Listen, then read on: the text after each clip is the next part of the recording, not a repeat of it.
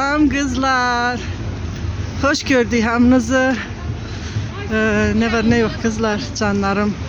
Bu günləri gəzməyə çıxmışıq kızlardan. Güzel yerlerde, güzel kafede gəzirik.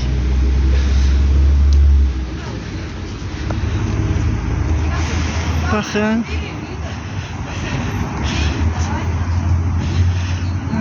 Bu il nəsə Almatıda qar yoxdur, amma çox soyuqdur. Yaman soyuq var ay qızlar. Oy.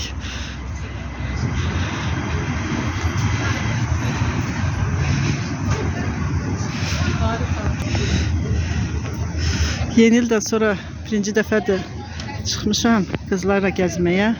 Gözəl bəzəyiblər şəhəri. Qəşəngdir. Mənim rəfiqələrim qabaqda gedirlər.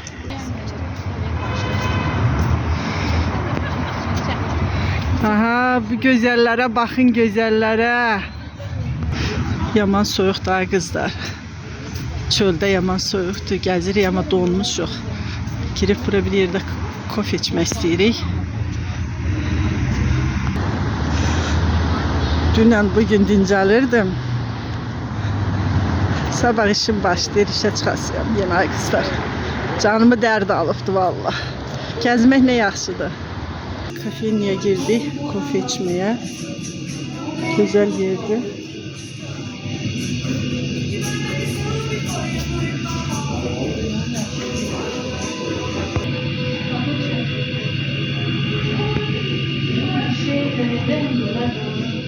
Güzel, sıvatlı,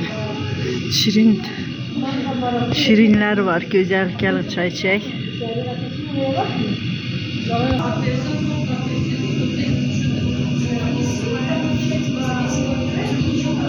Bu mənim bacımın qızıdır. Gözləyir də indi kofesini. Səsim düşürmü? Yerimiz geldi kızlar. Hamımız отдельно разные krışkalarda içirik. Bak. Bu bacımınki belədir. Bu bacımınki bax belədir. Bax. Ben indi benimkine baxıyorum da çox balacadır. Baxın. Neyse kızlar, bugün bacımgildə gəldik də. Bacımgildəydik.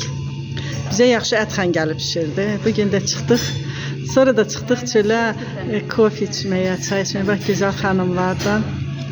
Bu bizim güzel xanımımızdır.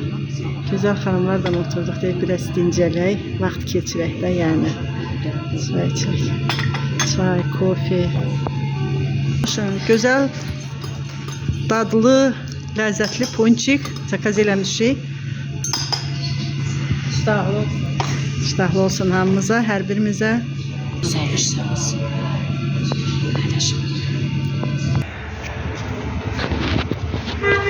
Çıktık kızlar.